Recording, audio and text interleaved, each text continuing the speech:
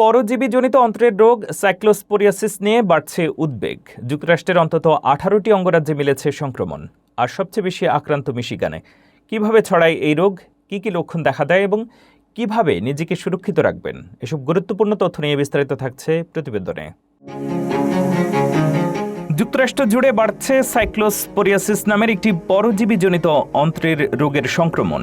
এখন পর্যন্ত অন্তত 18টি অঙ্গরাজ্যে এই রোগের প্রাদুর্ভাব শনাক্ত হয়েছে।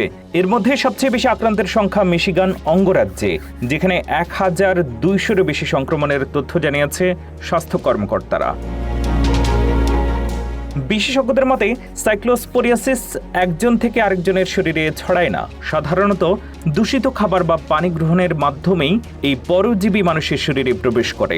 যুক্তরাষ্ট্রে বেশিরভাগ ক্ষেত্রে বিদেশ ভ্রমণ থেকে ফিরে আসা ব্যক্তিদের মধ্যে এই রোগ দেখা গেলেও দেশীয়ভাবে সংক্রমণের পেছনে দূষিত ফলমূল বা শাকসবজিকে সন্দেহ করা হচ্ছে।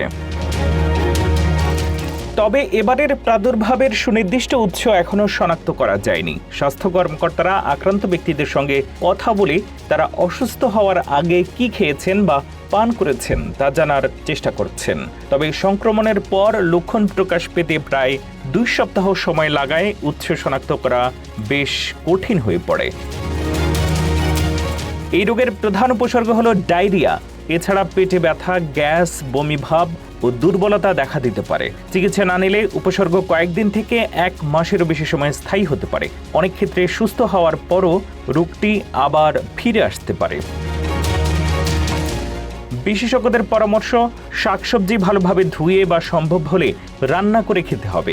রান্নার সময় অন্তত 158 ডিগ্রি ফারেনহাইট তাপমাত্রা নিশ্চিত করারও পরামর্শ দেওয়া হয়েছে। পাশাপাশি রান্না শুরুর আগে সাবান ও পানি দিয়ে ভালোভাবে হাত ধোয়ার উপরও গুরুত্ব দিয়েছেন তারা। সুস্থ রোগ প্রতিরোধ ক্ষমতা থাকলে অধিকাংশ মানুষ এই রোগ থেকে সেরে ওঠেন। তবে বয়স্ক এবং দুর্বল রোগ প্রতিরোধ ক্ষমতার ব্যক্তিদের ক্ষেত্রে ঝুঁকি বেশি।